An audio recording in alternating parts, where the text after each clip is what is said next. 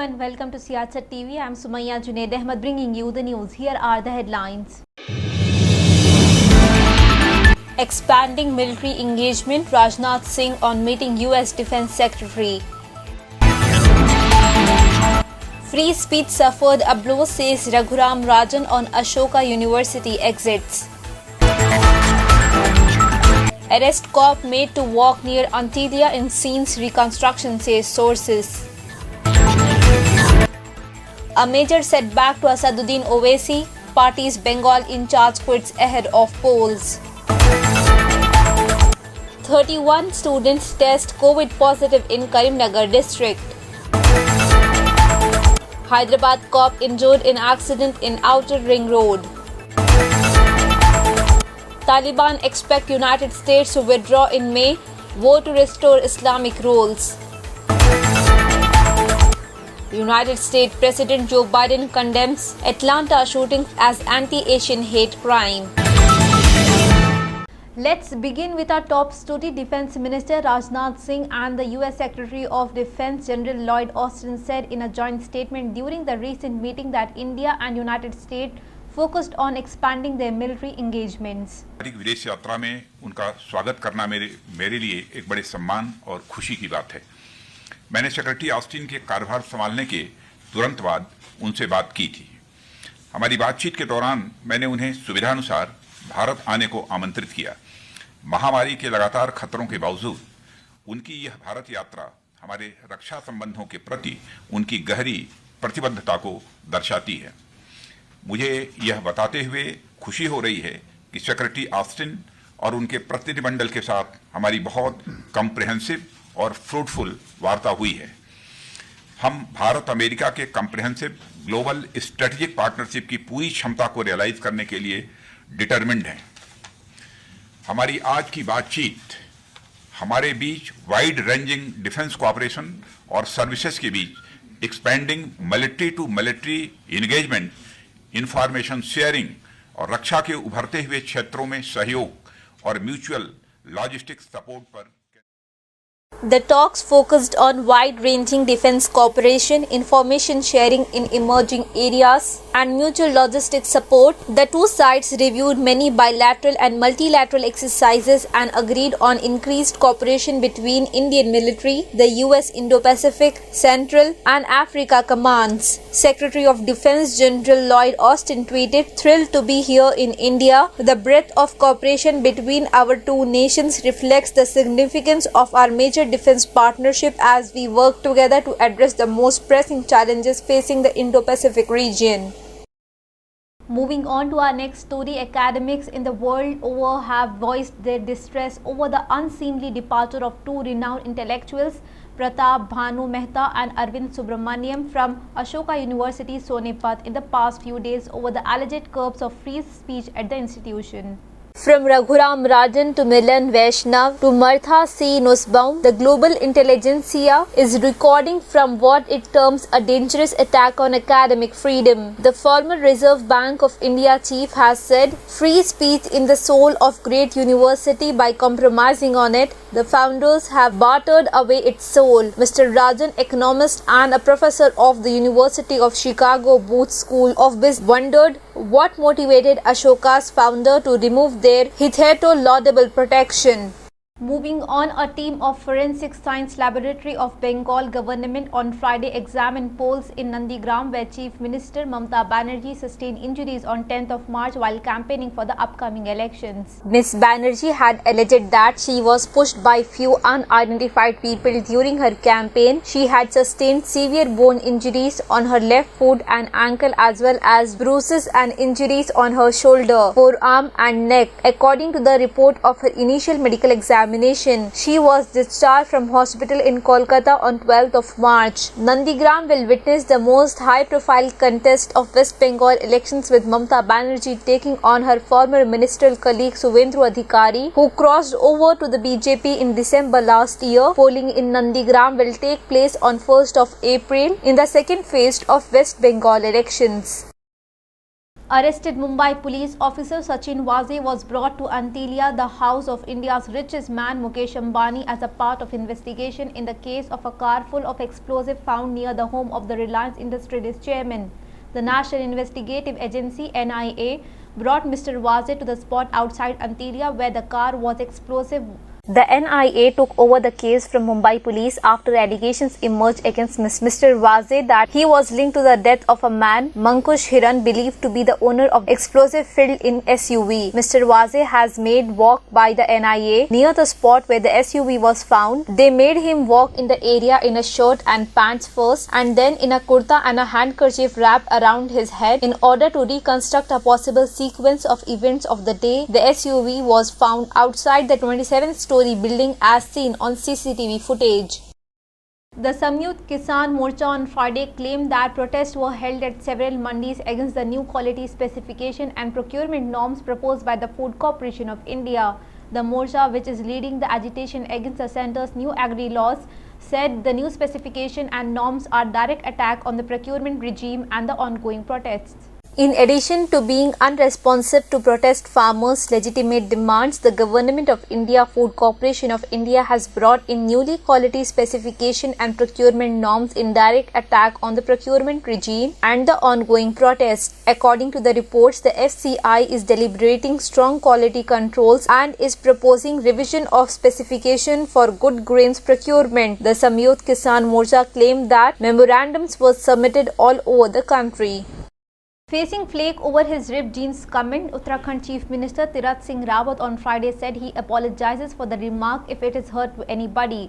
But at the same time, he repeated his objection to ripped jeans, saying he has no problem with the jeans, with the wearing of torn ones is not right. Referring to his remark made earlier this week, Mr. Rawat told to the media that he had commented that nowadays children bring a costly jeans home and then cut it with a scissor. Mr. Rawat said he had only talked about the environment at home and this applies to him as well. If we include good values and discipline in children, they will never fail in future, Mr. Chief Minister added, stressing that he had made the comment at a program held to keep the children away from intoxicant and other evils. In a major setback to All India Majlis-e-Ittehadul Muslimin AIMIM Chief Asaduddin Owaisi ahead of the West Bengal Assembly polls, the party's state in charge Zamirul Hasan said on Friday that he has resigned from the party and joined the Indian National League. Zamirul Hasan said 95% of the AIMIM workers in West Bengal are with me. Asaduddin Owaisi had come here in Bengal with certain intentions to work for BJP. That is the reason he had done meeting with Abbas Siddiqui. He is running a one-man party where Bengal leaders are not taken in loop. Mr. Hasan further said that he will support West Bengal Chief Minister Mamata Banerjee in Nandigram and all the strong contenders against the BJP across the state. With the country witnessing a worrying surge in the coronavirus cases, the centre on Friday directed the state and the union territories to strictly ensure that people follow COVID-appropriate behaviour like wearing of face masks, maintaining an hygiene and social distancing.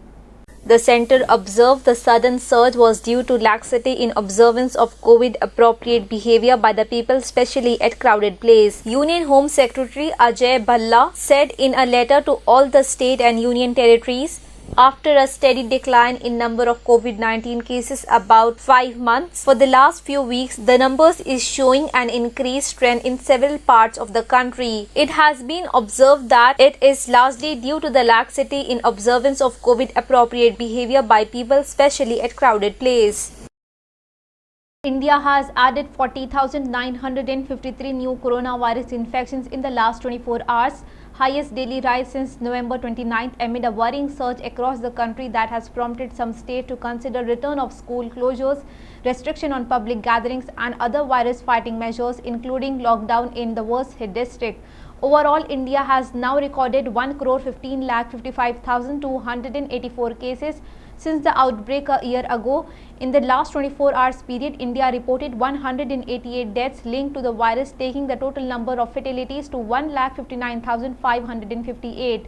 Government data shows Maharashtra, Punjab, Kerala, Karnataka and Gujarat are the 5 states that have recorded the highest single-day surge since yesterday. Telangana have recorded 364 new COVID-19 cases and 2 fatalities.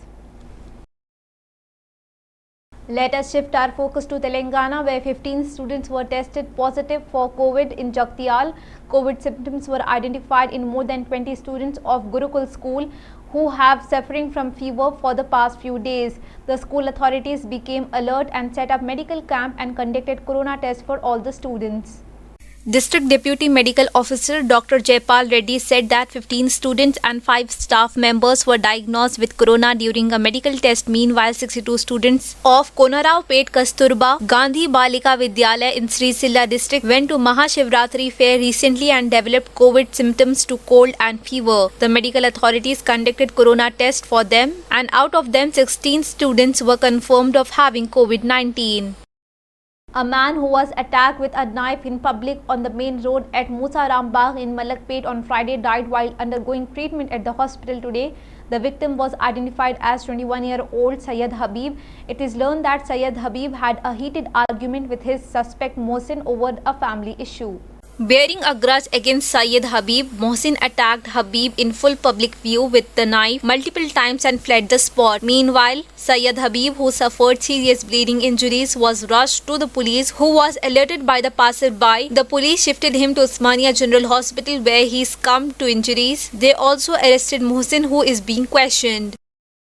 Today morning, a sub-inspector of Hyderabad City Police was injured after a car he was driving went out of control and crashed into a stationary tractor on Outer Ring Road at Tukuguda on city outskirts. Police said P. Naresh, who is a 2009 batch officer, was allegedly driving the car in a high speed and missed to notice the tractor ahead and crashed into it. He was immediately shifted to the DRDO Apollo Hospital, where his condition is said to be stable. The Pahari Sharif police are investigating.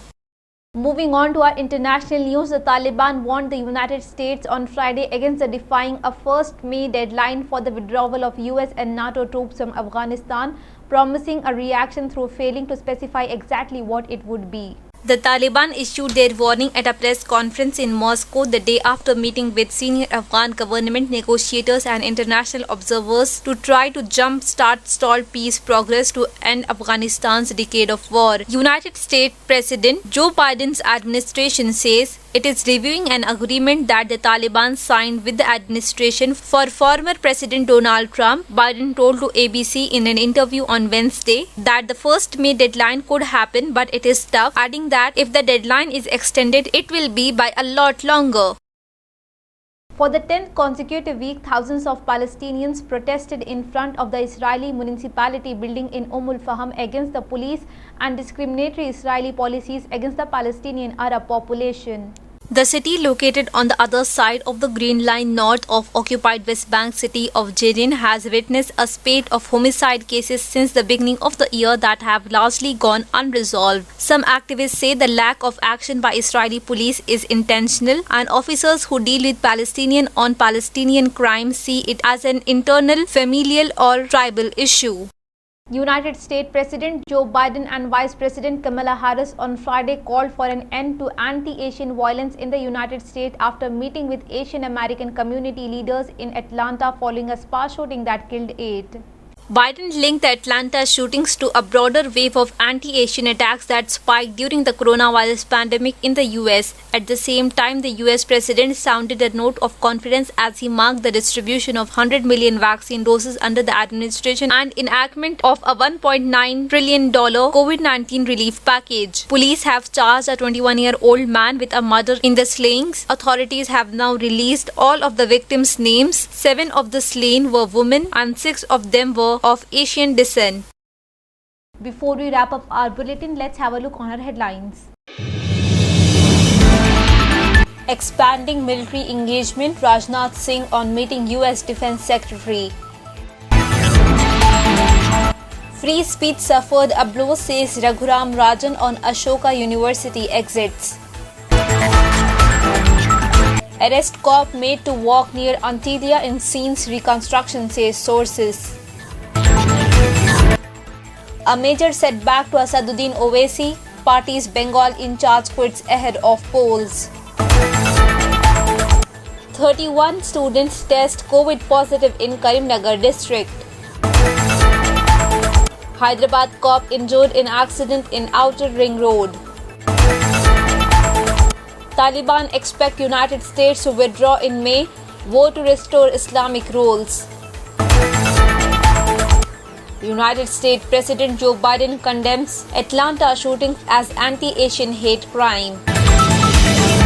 These were all the updates. More news on the other side. Thank you for your time. For more news, stay tuned to Siasat TV.